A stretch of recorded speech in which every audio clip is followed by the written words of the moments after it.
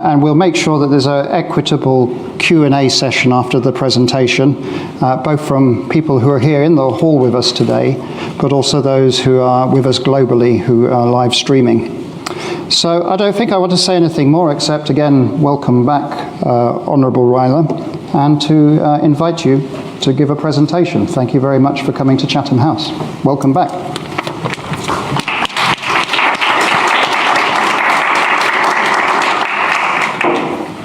Thank you so much, Mr. Chairman, for this that welcome, and also for the invitation to come back to Chatham House.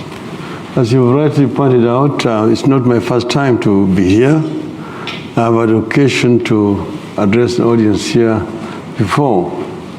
I'm told that today we don't have the full house here because this meeting is being live streamed, and a number of other people are watching online because of COVID situation. But I want to thank you once again for inviting me to this very historic institution, where great ideas are openly discussed and contested among thought leaders, global statesmen, policymakers, and academics. I come here at a special time in my own political life. Just last week, I was nominated by the Azimio la Umoja, Kenya's largest political movement, as its candidate for the President of the Republic of Kenya. It is an honor and privilege for me to be entrusted with the opportunity, if Kenyans so decide, on August 9th this year, to lead my country at a time of great suffering in the world. And that is why discussions such as these in a forum as important as this could not have come at a better time. So thank you once again. The world is going through very uncertain times. Notwithstanding the COVID-19 pandemic, we are currently faced with a crisis in Ukraine that is sending thousands of people into neighboring European countries as refugees. The Ukraine crisis, like the COVID-19, is a global phenomenon. The United Nations needs to urgently take leadership in finding a solution through diplomacy and dialogue already initiated in recent discussions in the Security Council. And Kenya has taken a very firm stand on this issue. In Kenya, we stand to lose about 10 billion Kenya shillings worth of exports to Russia as a result of sanctions. That is about 100 million US dollars. We export coffee, tobacco, coffee, tea, spices, live trees, plants, bulbs, roots, cut flowers, edible fruits, nuts, and melons to both Russia and Ukraine. In 2020, we imported wheat, maize, and fertilizers worth about 406 million US dollars from Russia.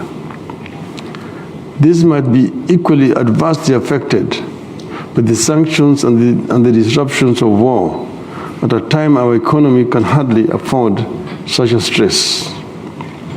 We in Kenya know too well the cost of war as a result of the conflicts in our neighboring countries. Our interventions in Somalia, necessary as it is, has been very expensive to us. It is estimated that we spend at least 2.8 million US dollars per personnel costs alone, on personnel costs alone.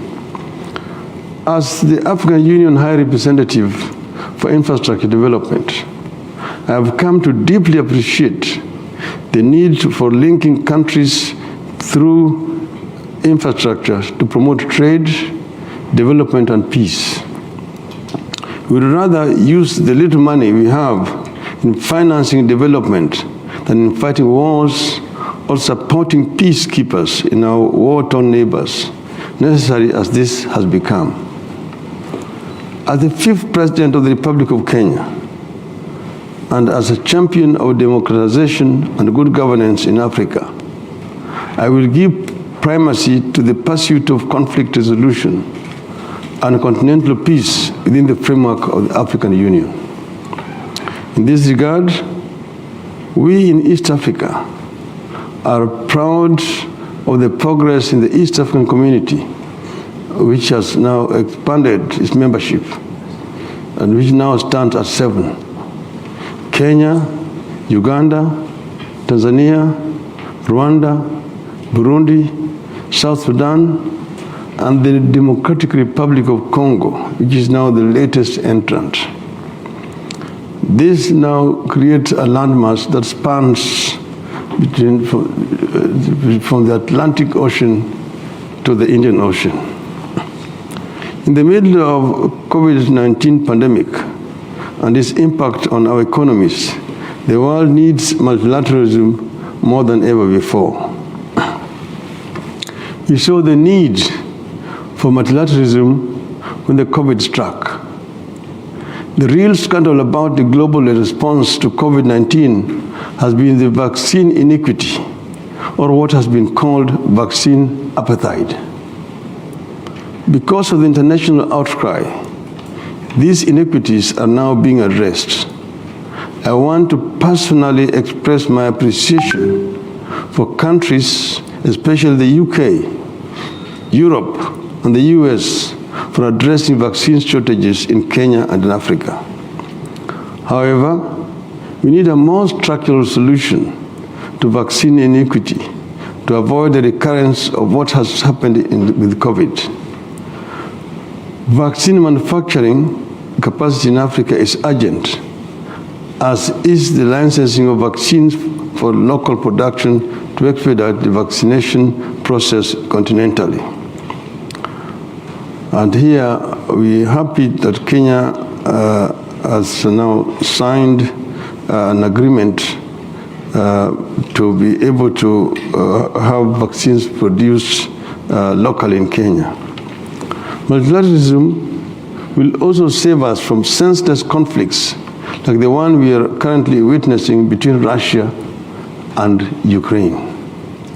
I must say that wars of aggression against sovereign states violate the cardinal principles of sovereignty and the inviolability of borders of a state. In Africa, we long realized that reopening grievances over colonial borders would append us all. It's a Pandora's box that must never be touched. And that is why the African Union, and before it, the Organization of African Unity, has stuck religiously to the international law principle of uti possidetis juris, which provides that newly formed sovereign states should retain the internal borders that their preceding dependent areas had before their independence. Kenya's position at the United Nations in full support of the immediate cessation of hostility by Russia and a search for common peace, which has found widespread international support. Even though the sanctions imposed on Russia by the West will hurt the economic interests of Kenya and Africa, they are actions that I support. Rather than beat the drums of war, let us ring the bells of peace and summon all and sundry to the round table where all conflicts can be resolved through dialogue. It is in this spirit of dialogue that His Excellency President Uhuru Muigai Kenyatta and I resolved in March 2018 that Kenya's long-standing conflicts and disagreements among our communities and political parties could be resolved through dialogue. We held extensive discussions, looked into our history, the genesis and evolution of political disagreements, and the contradictions we needed to pay attention to. Then we shook hands publicly and announced our commitment to create a political system that would accommodate our social, ethnic, and political differences in an inclusive democratic process. This is what came to be known as the Building Bridges Initiative, or BBI. The initiative held public consultations and suggested various reforms with regard to public policy, the Constitution, elections, inclusivity in government, endemic corruption, and improving the general well-being of our people. The BBI is currently tied up in the Supreme Court, whose ruling we shall abide by. The spirit of dialogue and handshake continues in the Azimio la Umoja movement, on whose ticket I'm seeking to be the president. Azimio is a broad national democratic movement which puts premium on our national unity, inclusive development, and transparent and accountable use of public resources. I am convinced that our Constitution still needs some reforms. For example, a candid look at the relationship between Parliament and the Executive is urgent. The 2010 Constitution introduced a devolved system of government that has brought tremendous changes in the governance and distribution and the use of public resources at the grassroots. Devolution is here with us to stay. We can only make it better through higher allocation of the national budget to the counties. The Constitution stipulates that at least 15% of the budget should be allocated to the counties. We in Azimio la Umoja coalition propose that the allocation be raised to at least 35% of the national budget. I will pursue this proposal. I have always believed in the dictum that a central government does best when it governs least at the local level. Good. Article 43 of our Constitution guarantees Kenyans basic social and economic rights such as education, health, food, water, housing, and social security. I will purpose to implement this very important article. The COVID-19 pandemic has left our economy struggling. I intend to radically shift focus to supporting the micro, small, and medium enterprises and give them resources for scaling up and fill gaps emerging from the pandemic. I also plan to provide a supportive regulatory framework, including providing linkages with the formal and private sector and public sector so that the micro, small, and medium enterprises can thrive.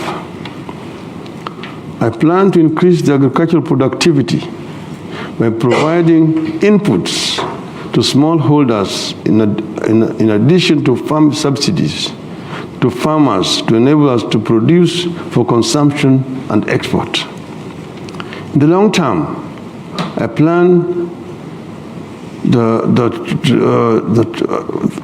for the Azimio to prioritize an industrialization policy that is export-minded and that allows the private sector to drive the export agenda. I will support the private sector to lead a shift from exporting raw materials and agricultural produce and venture into industrial manufacturing with the eyes on the international market. We will continue to expand the frontiers of quality public education and also pay more attention to skills-oriented education at the basic level to prepare students for productive work when they do not pursue higher professions at college and above. The current government has done a great job with regard to universal health coverage. My government will take up from where the Jubilee government has reached and eliminate the difference in terms of quality and cost between the public and private health facilities. Universal access must be universal access in word and in deed. I intend to improve health knowledge and awareness among our people so that family, community, and preventive health care are part of our healthcare infrastructure. I also intend to establish an institute for biotechnology and genetic engineering in Kenya so as to enhance our domestic capacity to develop vaccines and pharmaceuticals.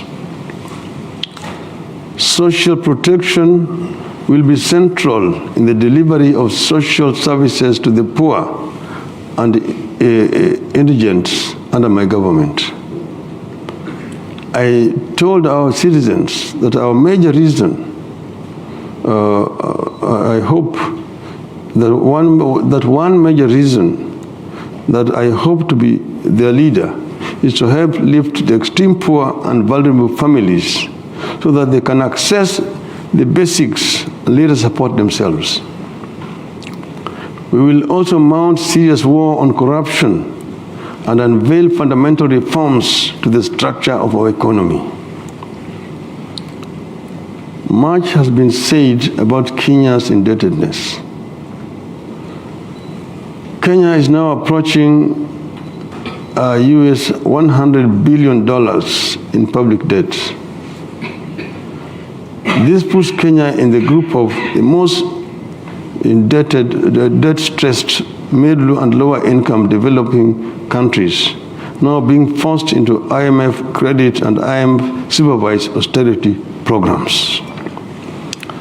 Such austerity programs are usually implemented in the sole interest of satisfying the debt repayment at the expense of people's livelihoods.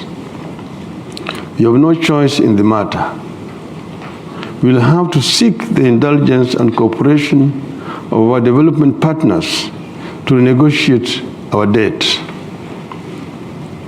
I will also audit our debt to establish its actual size.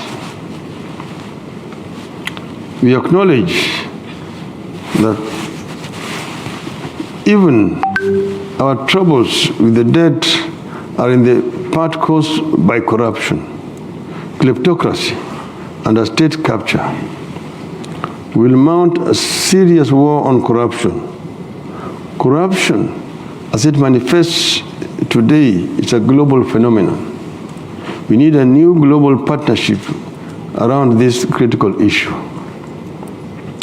Although the tax burden on Kenyans is now unbearable, I will make sure Kenya does not default on debt repayment. In future, we will strive to borrow at a favorable interest rate, negotiate repayment periods that are not stressful, and invest in enterprises that give good social and economic returns. Finally, Kenya is committed to rolling back global warming through drastic reduction of greenhouse gas emissions, particularly at the industrial and corporate level, in line with the Paris Climate Agreement. As Kenya's Prime Minister in the year 2008 to 2013, I was at the forefront in the struggle to save our water towers, expand afforestation, and increase large-scale production of green energy by increased investment in geothermal, solar, and wind power. My government will move systematically to replace fossil fuels with green energy in production and transportation, generally. We have done what we could do to save and preserve our water towers in the country.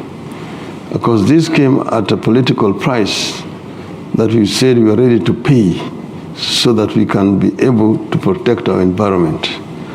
I am continue to be committed to ensuring that Kenya contributes its part in this global undertaking to make our environment much more safe for future generations. I thank you.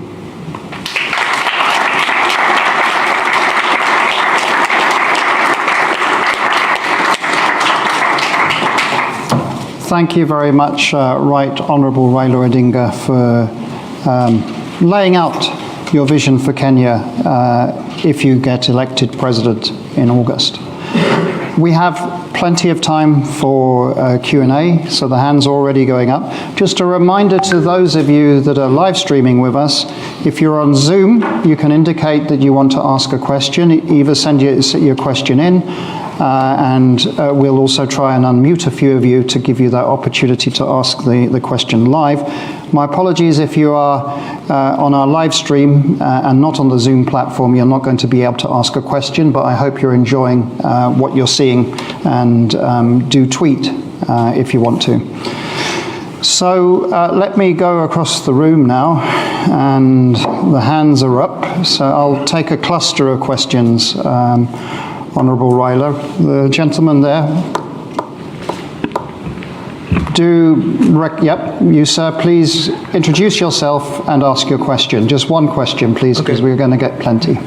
Thank you very much, Right Honourable Raila Odinga. My name is Fred. I teach political science at King's College London. And who you are? My name is Fred.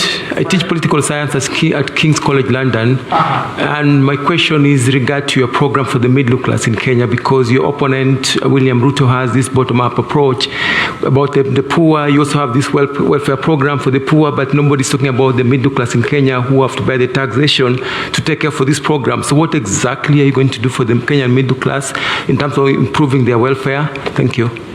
Okay, don't worry, we're going through the room. You, sir? Yeah.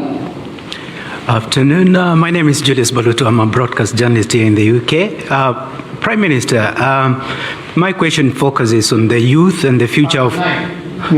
Julius Baluto. Okay. Go ahead. Yeah, my question focuses on the youth in Kenya and the future.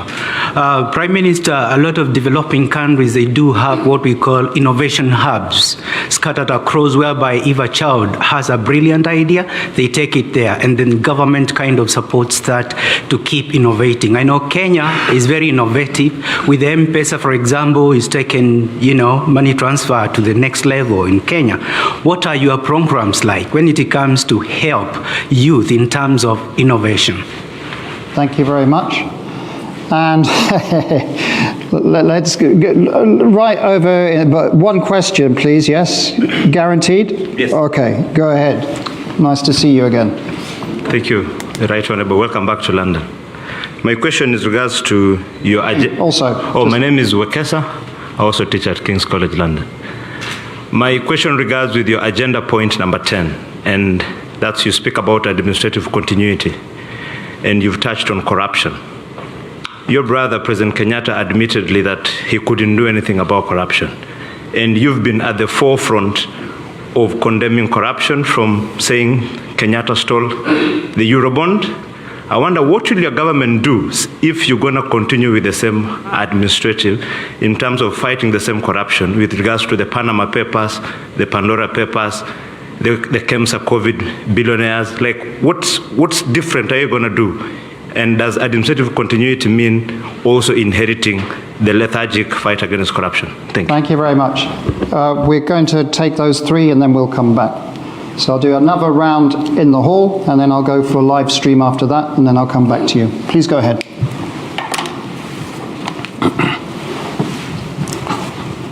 This one is about, Fred talked about the plans that we have for the middle class.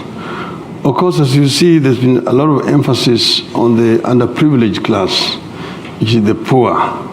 The middle class, of course, know very well how to look after themselves. But they are not people who are looking for the very basic requirements like basic shelter, food on the table, and so on. Middle class are looking for example, affordable housing in terms of shelter. They're looking for good schools for their children, which is affordable. The lowering cost of living generally, ensuring that food is basically available and reasonable. The cost of energy, which is affecting the middle class. Those are the things that we intend to address, making sure that the transport system is working in urban environment, and also basically urban transport is working properly. I mentioned the cost of energy and so on. So those are issues that we are actually addressing in our manifesto comprehensively, which will ensure that the middle class grows. We want to grow the middle class. What we have said is that you don't deprive those who have in order to empower the poor. And like the emphasis has been made in what they call the bottoms-up approach. We are saying that we create a conducive environment for upward social mobility to allow as many people coming to rise up and join the middle class and the upper classes. This is what we're intending to do. The youth innovation, yes, our youth are very vibrant and very creative indeed. You just mentioned the example of the M-Pesa. We are the ones who invented the mobile money, which we've given to the world. Unfortunately, the inventor himself did not really benefit from the product of his work. We've said that you need to be able to protect intellectual property of the youth.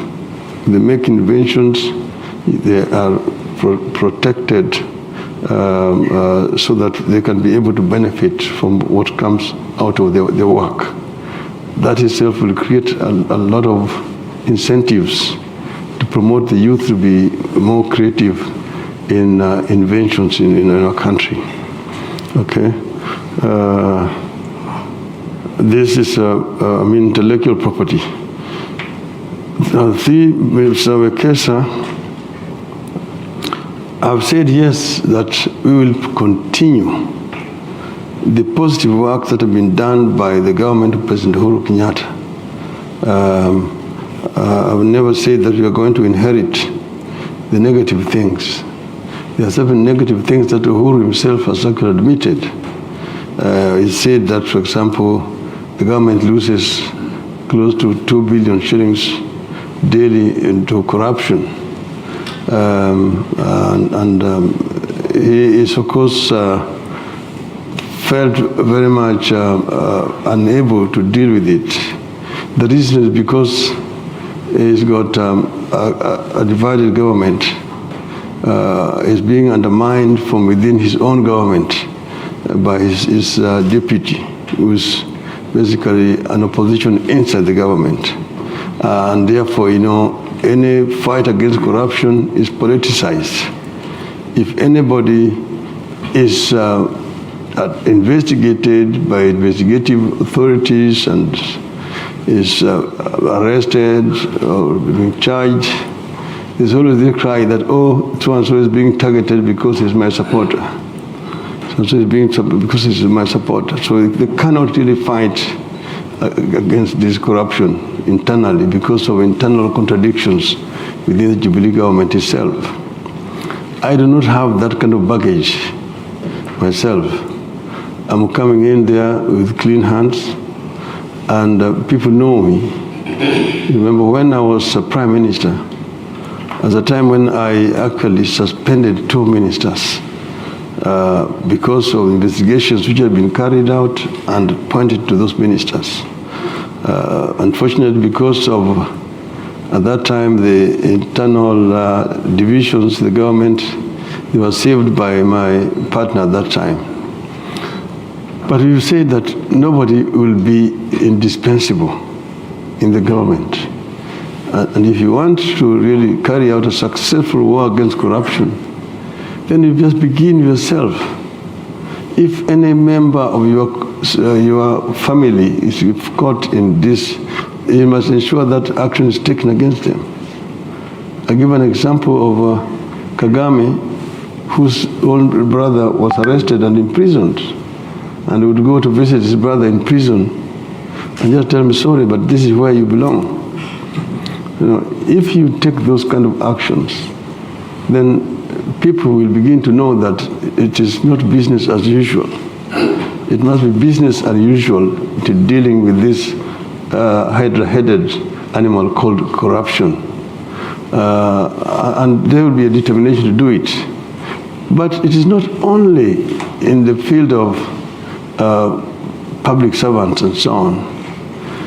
In the whole criminal justice system, investigative authorities themselves sometimes need to be investigated. Prosecutorial authorities who refuse to prosecute once evidence has been compiled by those who are investigating, then you find that the Directorate of Criminal Investigation, prosecution refuse to actually prosecute, take them to court. The third is the end of it, till end, the judiciary. People have been charged. Once they're taken to court, you've got a battery of all these lawyers baying in the court, oh, these people are basically innocent until proved guilty through a due process, and they make it impossible even for the judiciary to work. But those are corrupt judiciary. They give bail or bond, and then the cases are never listed for hearing. Years on, cases which were taken to court at the beginning of the life of this regime in 2018 have not been heard up to today. So corrupt judiciary is also responsible for what we're doing. So it's not only the members of the public generally, but we will ensure that we do a cleaning exercise from the police officers through the prosecution authorities and to the judiciary to ensure that our system works properly in the interest of our people. Thank you. Okay. So we'll go over here. Is it you, Fergus? Yeah, this. Yep. So, yep. Mark, go ahead. Yep. Please introduce yourself. Some people won't know who you are. Mark Malloch-Brown, former Africa Minister and President of the Open Society Foundations. Honourable Raila, it probably won't surprise you that I'm going to ask about how you ensure there is an honest election. Having been with you as Africa Minister in 2008 when we feel you were cheated at the right outcome, having seen the dismal conduct of the last election in terms of the vote count, how will you ensure when you're running against a well-funded, ruthless partner, how will you make sure that the honest election takes place, which allows the candidate with the most votes to win? Thank you very much.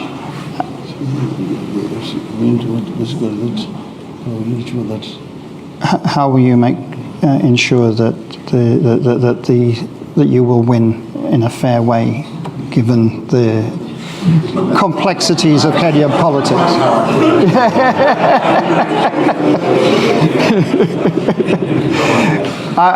We've had so many questions on this particular issue. Both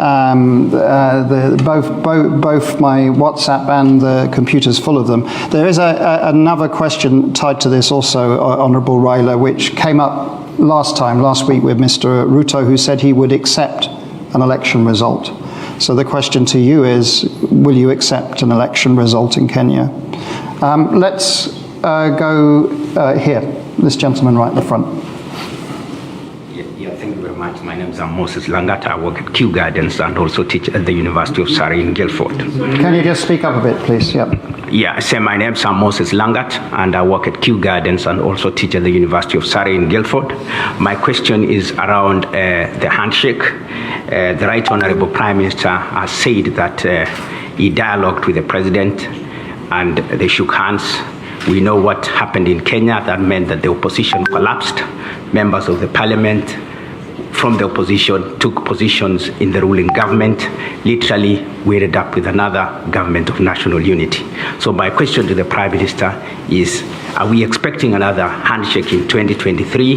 Will there be a third government of national unity? And by extension, what are you teaching, or what is Kenya teaching opposition leaders in Africa? Thank you. Okay. And the final one is the lady there. Please go ahead. It's been gentlemen up to now, so absolutely your turn. Thank you. My name is Karen Juguna. I am a midwife here in the UK. I trained and practiced here. Yeah. My question is around maternal health. So you talked about constitution reform, and I'm interested to know what your government has, what plans are in terms of reducing maternal mortality. As you know, maternal mortality, reducing maternal mortality is a global agenda, and we commend Beyond Zero for the work that they've done in almost bringing to the front the plight of the African woman through childbirth.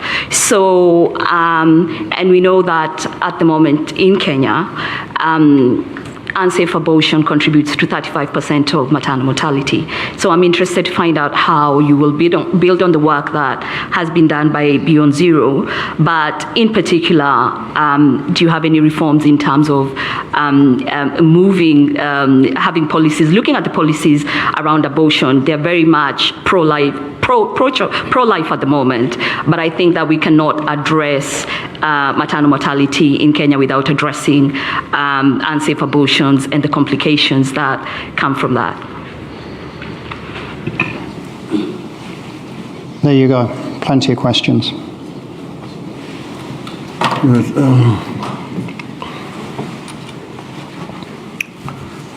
To answer my friend up there. So, Brown, how do I ensure the win?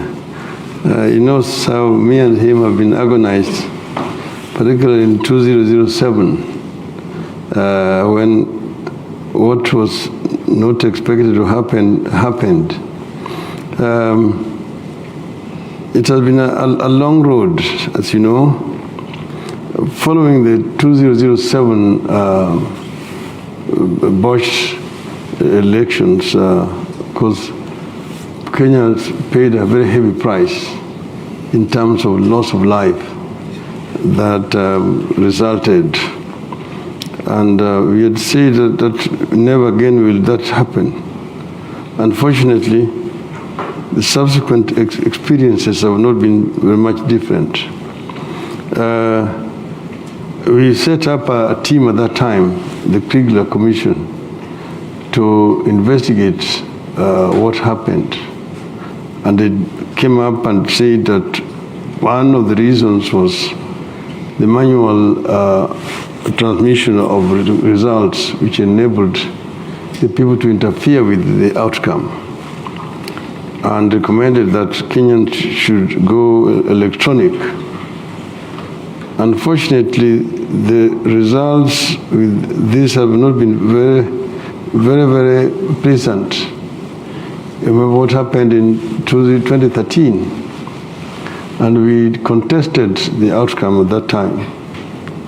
We went to the Supreme Court, unlike in 2007, when we did not have confidence in the Supreme Court.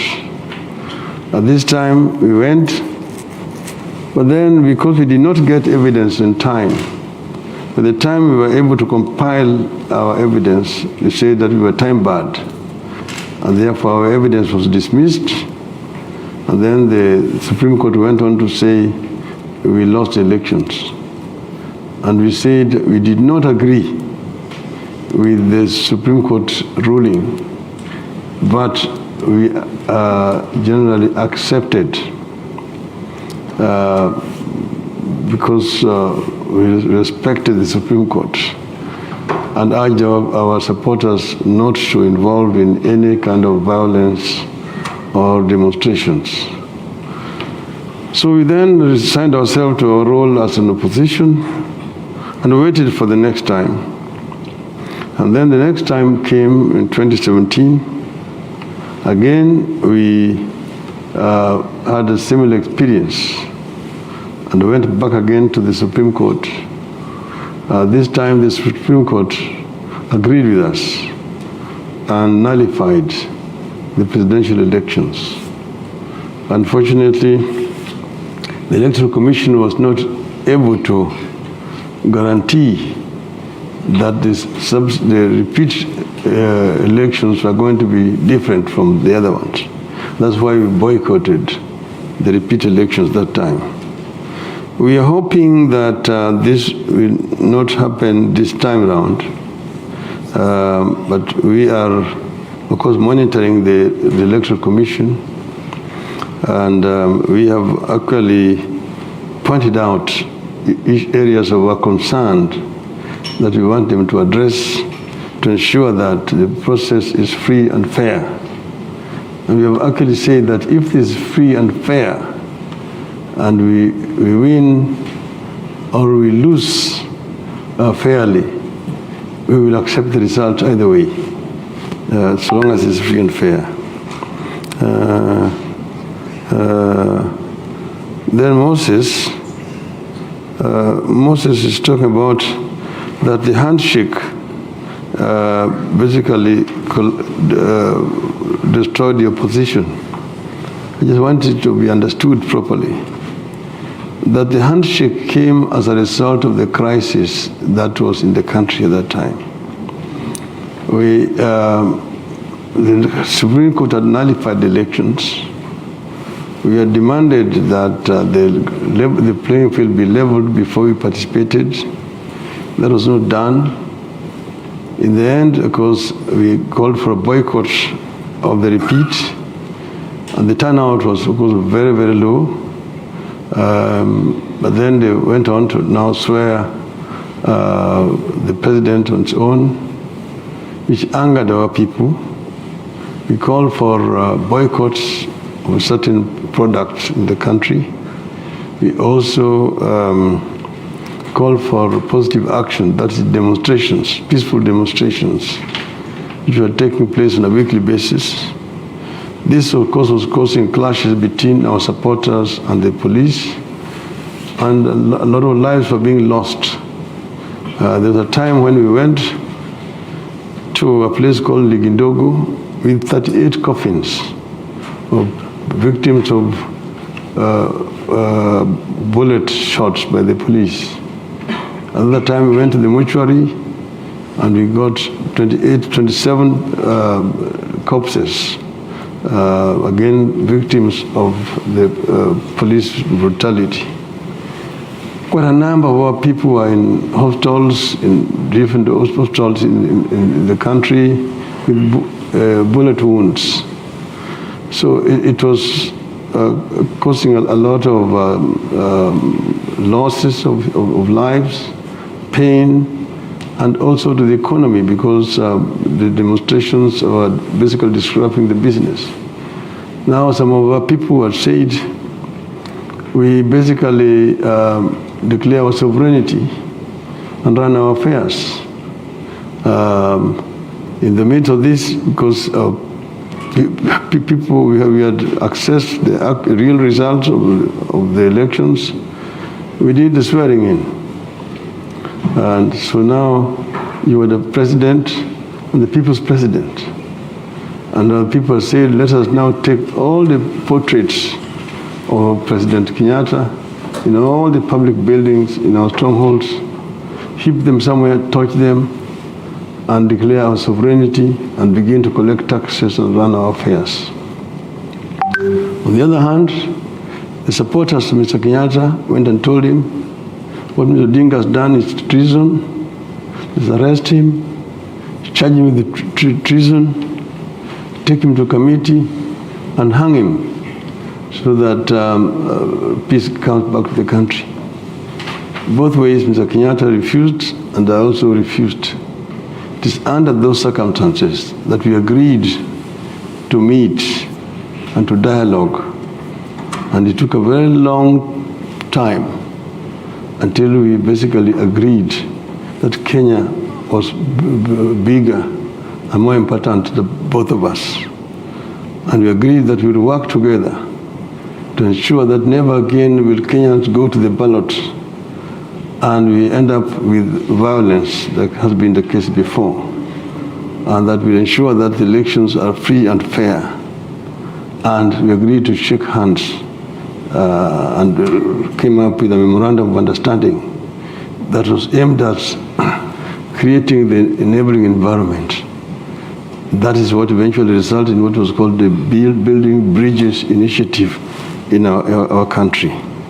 So opposition did not collapse, to answer you. We did not go into government, unlike the propaganda being spread by our detractors. We remained very much in opposition.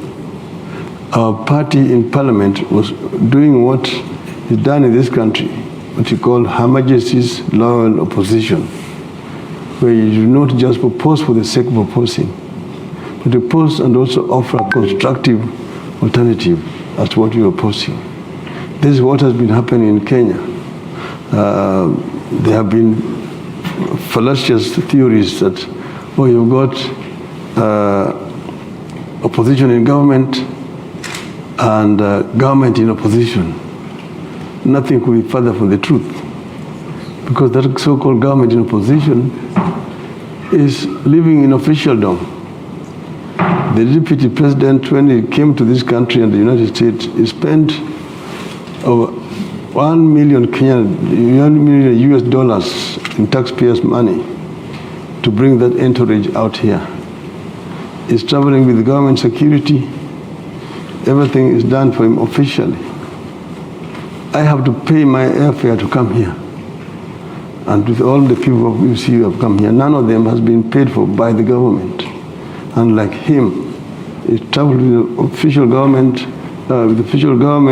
security, and so on and so forth. So it cannot be an opposition, a government in opposition.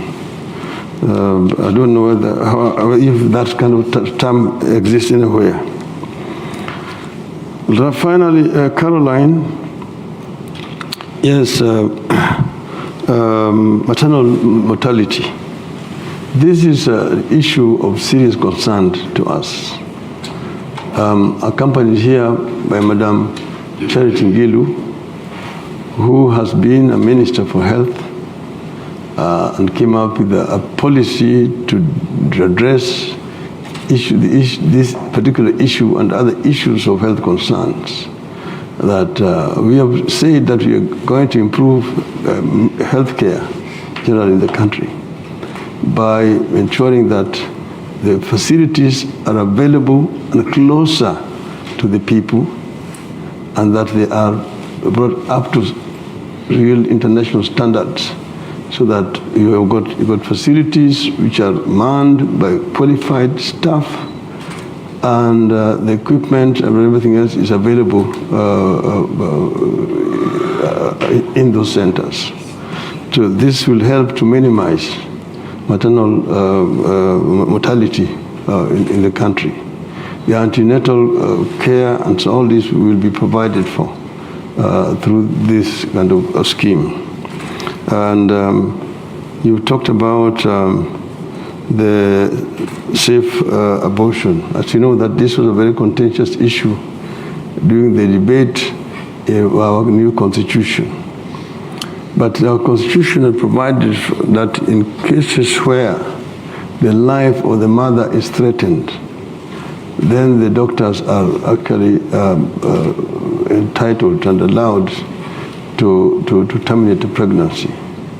And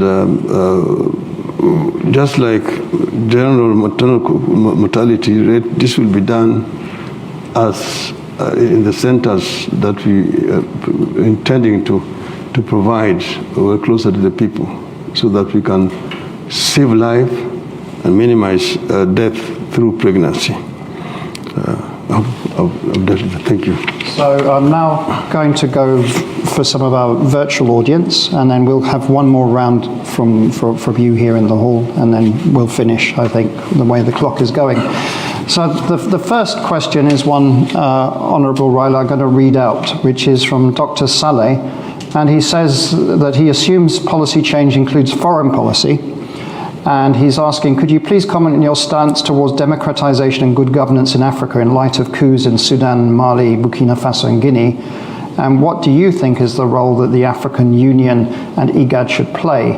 He also asks, what's your vision for the East Africa Federation, which is a question that was asked to Mr. Ruto last week also. So that's one question. A second question is from Madalena. I think we're going to be able to allow her to ask the question live. She's in Rome. Is that correct, Fergus? Are we going to have Madalena? Yeah. Yeah, Madalena, great. Please introduce yourself, ask your question. Thank you very much. Yeah, thank you. Thank you very much. Thank you all. I'm Maddalena Procopio. I work for ENI Energy Company. I'm based in Rome. Honorable Raila, you mentioned the importance of for Africa of accepting borders. And I was wondering, how do you see the maritime dispute, border dispute with Somalia to play out? The International Court of Justice ruled mostly in favor of Somalia, but Kenya did not really accept the ruling. What next? Thank you. Thank you, Madalena. At this stage, I want to just introduce you all to our Common Futures conversations. So our next questions will be from two young members of Chatham House's Common Futures Conversations project. For your information, Honourable Raila, the Common Futures Conversations project is a centenary initiative of Chatham House using a bespoke online platform to provide space for young people in Africa and Europe to share perspectives on key global issues and engage with policy makers. We've received a large number of questions on a range of issues for today, and in the interests of time, we've selected two who will pose the questions directly to you via Zoom. But with your permission, I just want to read out one of the questions because I think there's some technical difficulty, and we'll invite the second to ask the question live. So the first question is Brian Odi, and Brian's question is, Kenya is one of the countries that has been greatly affected by climate change. We can see the effects of frequent droughts and floods all over the country. What are your plans to fight climate change in the run-up to COP27 and beyond? So that's one question. And then the second question is from Mikhail Nyamweya. So, Mikhail, we're going to ask you to ask your question live. So, Mikhail, please ask your question. Thank you very much for this opportunity. My name is Mikhail Nyamweya, and I'm a foreign policy analyst and a CFC member based in Nairobi. Now, my question directed at Right Honorable Raila Odinga relates to foreign policy, and it is said that foreign policy is an extension of domestic policy. Now, we see that foreign policy under His Excellency, the President Uhuru Kenyatta, has been seen to be assertive and pragmatic during his tenure as president. Now, in the previous event held by Chatham House, His Excellency, the Deputy President William Ruto, actually pointed out on galvanizing peace amongst Kenya's neighbors, especially Somalia, Ethiopia, and South Sudan. This may now hint at the fact that he may have a more, regional outlook. Now, in this case, knowing very well that foreign policy changes with change in heads of state due to personality, what is your foreign policy agenda? Will you sustain the assertiveness displayed by Kenya's foreign policy over the last 8 years in your capacity as the individual actor in foreign policy that is, or is the same likely to undergo a sharp reversal? Thank you. Thank you, Mikhail. So 2 foreign policy questions, basically, and one on climate change also.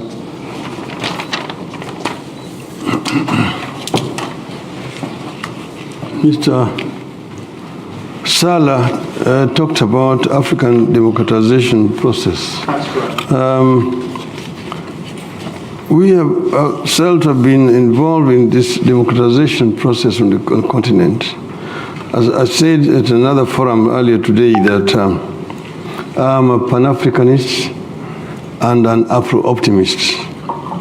And I say this as opposed to Afro-pessimist.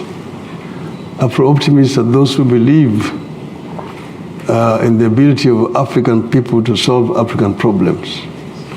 Afro-pessimists are those who have given up on the continent, that Africa is a lost case, there's not even need to try. The African democratization process has been as old as Africa has been independent. There have always been two forces pulling in two opposite directions. In the 60s and in the 70s, of course, following the African independence, the two schools of thought had arisen. Those who are talking of Pan-Africanism and African unity were led by then Kwame Nkrumah. And those who say that Africa can only develop if it was united. They're talking about United States of Africa. Then those who say, no, you need to be gradual about it. The gradualists first talk about regional cooperation, regional integration before you come to Pan-African government. That is how the OAU at that time was divided. In the end, those gradualists succeeded. But later on, if you read what Mwalimu Nyerere said just before his death, he said Nkrumah was right and they were wrong. Because once the people had the flag and had now started to consolidate power, the urge for unity disappeared. And it has become more and more difficult to unite at that time. Now, during the Cold War, of course, the West was very happy to protect African dictatorships. The issues of internal governance was not of priority at all. So long as you say that you are an ally of the West in the war against communism, nobody cared how you ran your affairs in your own country. That's how we created the dictatorships like Mobutu Sese Seko's, Kamuzu Banda in Malawi,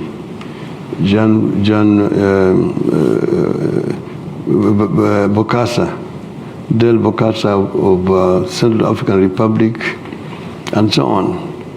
Military coups then became order of the day in the continent. It was not only after the fall of the Berlin Wall that the window of change began, that started in Eastern Europe, also found its way into the African continent. And that's what brought down the military regimes and the single-party dictatorships on the continent. Multipartyism then emerged on the continent of Africa. Now the West began to apply new criteria, new vocabulary were invented, transparency, accountability, and good governance in the internal affairs. So multipartyism came, and military regimes went away. Then term limits were also introduced into new constitutions which were being created on the continent. This has seen market growth on the continent, whereas before this, most African economies were basically dependent on aid, which continued to impoverish the continent. The new governance changed things, and we began to see positive rate of growth on the continent. Unfortunately, we are seeing some kind of reversals of the gains that have been made on the continent. The last few months or years have seen the emergence of the military men on the continent. Just last year alone, we saw coup in Mali, in Guinea, in Chad, in Burkina Faso. Of course, it's a concern to Pan-Africanists like ourselves there's a reversal. Now, what will be the cause of this? Maybe those who have taken over, who have been in charge, have not been governing very well. Some of them we've seen revising the constitutions to do away with term limits, which had been created in the days of the reforms. So we need to do an introspection as to the causes of this reversion that we are seeing on the continent, and we hope that it is reversible. About my position, that first we believe in East Africa, East African community, as founded by the founding fathers of our independence. But they actually envisioned not just a community, but a federation. Mwalimu Nyerere, Mzee Kenyatta, Jaramogi, and Obote are talking of East African Federation. I will want us to work towards creating a federation where we can remove the borders so that there can be free flow of people and goods across our borders. And this will make the community a very vibrant economy on the African continent, because now the DRC has joined. You are talking about over 300 million people population with a lot of resources.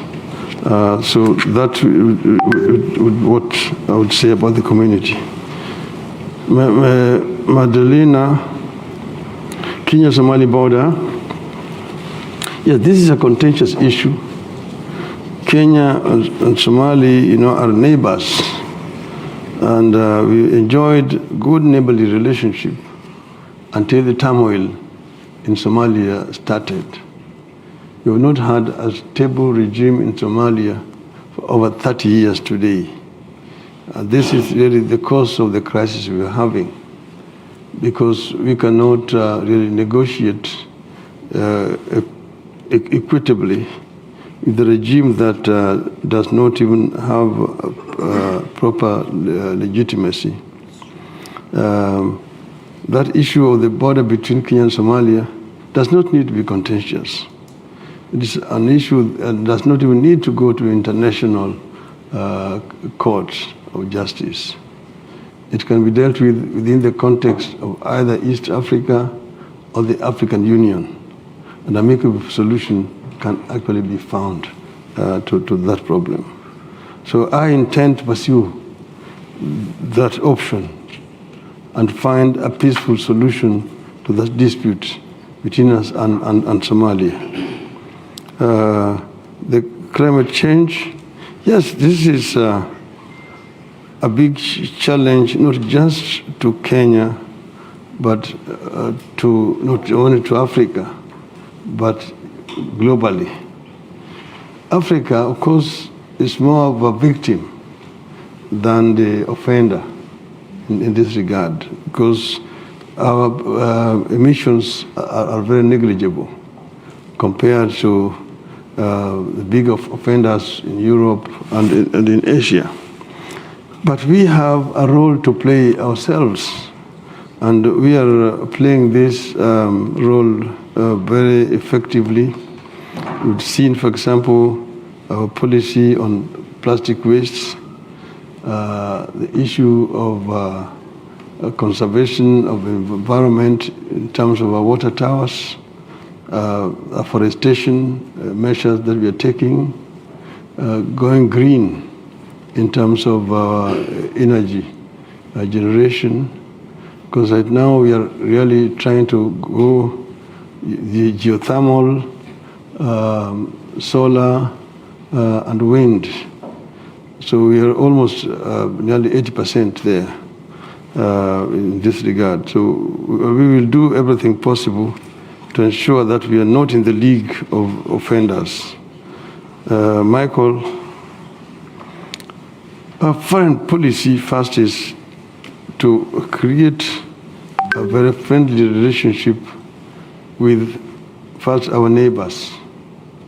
and cooperation within the East African community.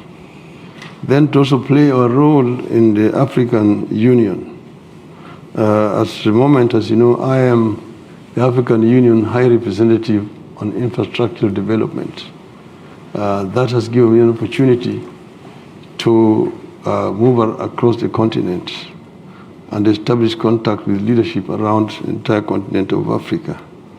We want to create a friendly relationship among the African countries. We, of course, will not be neutral when it comes to aggression and violation of national integrity or sovereignty. Like, as you know, Kenya has been very firm at the UN Security Council on the issue of Ukraine. The invasion by Russia on Ukraine stand condemned by Kenya and most of the peaceful international community. That is where we are. So we will not be mincing words on issues where violation of fundamental human rights are concerned, irrespective of where it is happening. We will be taking a very firm stand, generally. I think I'm done. Thank you. Yeah, you are. So what I'm going to do is just 2 questions, because we're on time. We haven't had anyone from this side of the room. So gentleman there, yeah, you, sir. And this extreme side of the room here, there's not many of you sitting, but do any of you want to ask a question? This is your chance. No? Patrick Smith, you don't want to ask anything? But anyway, please go here first. Sean Curtin, Chatham House member. What is your attitude towards Kenya's debt to China, which is quite considerable? You have mentioned Pan-Africanism a lot, and that Chinese debt is definitely a Pan-Africanism problem. Thank you. What was your name? Sorry, Honourable. It was Sean Curtin. Sean, okay. No questions there? Doesn't matter then. The gentleman right here in the front is the last question. Yeah.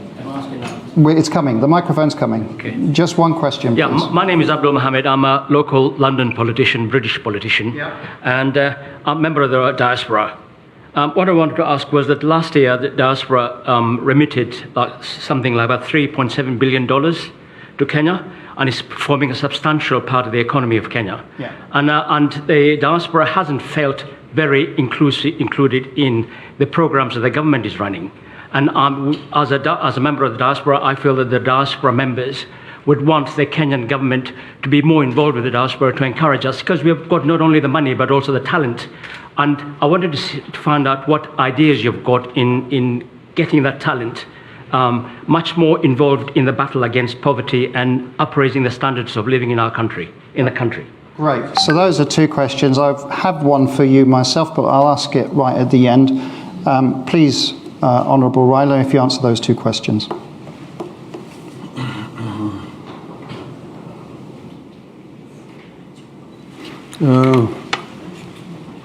First, Sean, about the Chinese debt.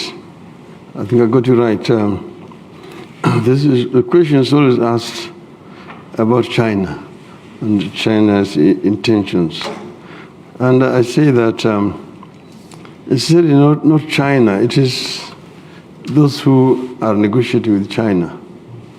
Because for a long time, it was very difficult for African countries to undertake certain major infrastructural development because of lack of capital.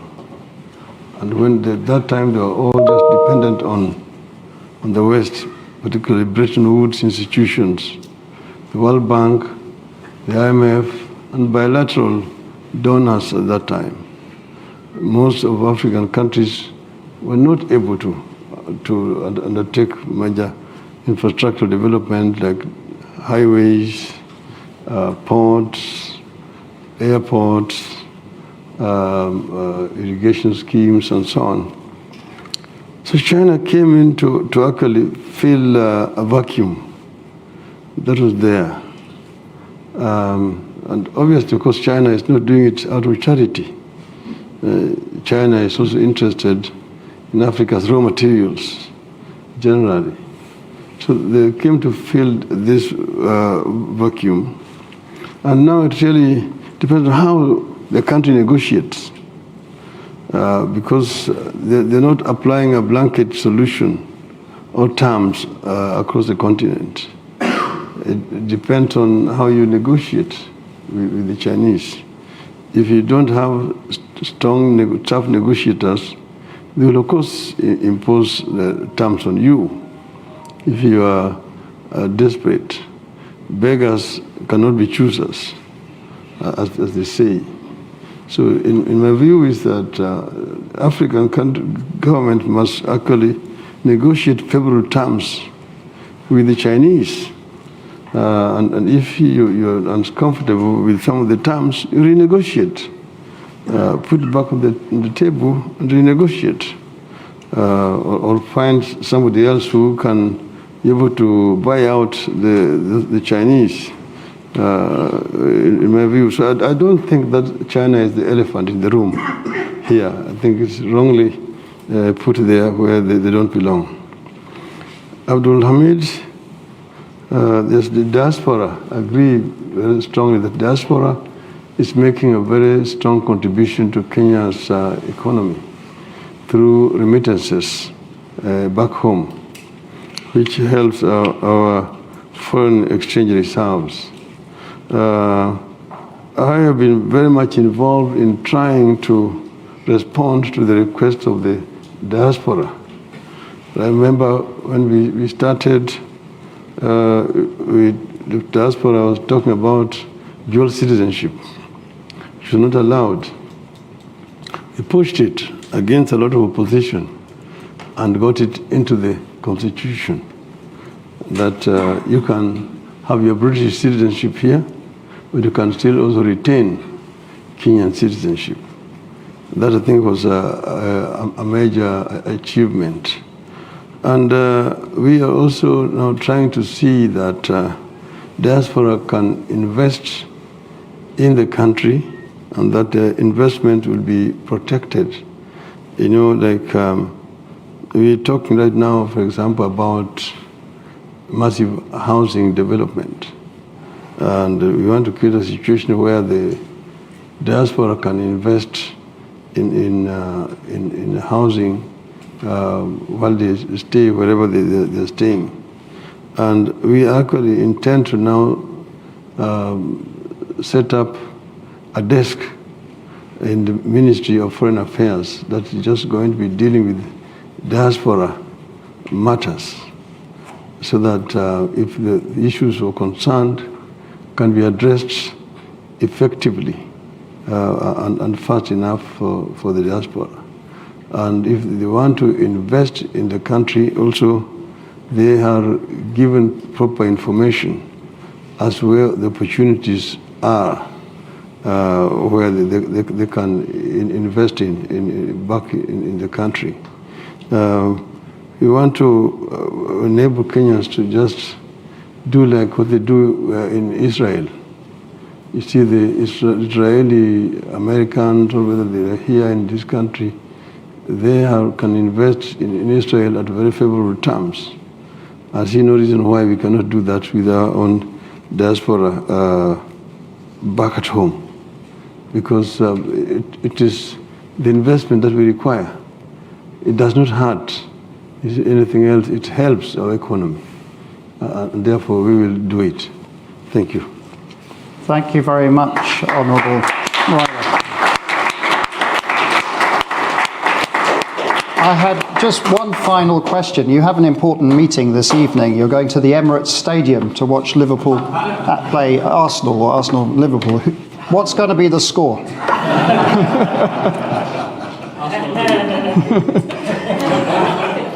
This is the last question, of course. It is.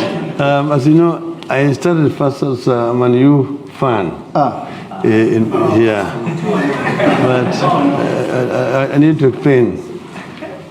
And it was not until the time when the Man U fans had a problem.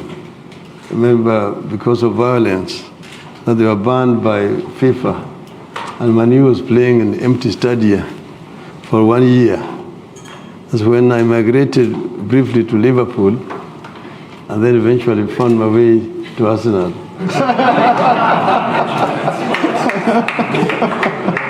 So I'm an Arsene Wenger Arsenalian, Arsene Wenger Arsenalian. So, and we are the only ones who produce the Invincibles. So tonight we have Liverpool playing against Arsenal. I know that Liverpool are really trailing very closely the leader, the Man City. But tonight I'm predicting at least 2 goals for Arsenal. Okay. I don't know how many for Liverpool. You heard the prediction first at Chatham House. Thank you very much. Thank you. Thank you, everybody, and good evening. The next meeting we have here that might be of interest to you is the Secretary General of the African Free Continental Trade Area, and that will be on the 30th of this month. Information will be sent out shortly. Thank you very much.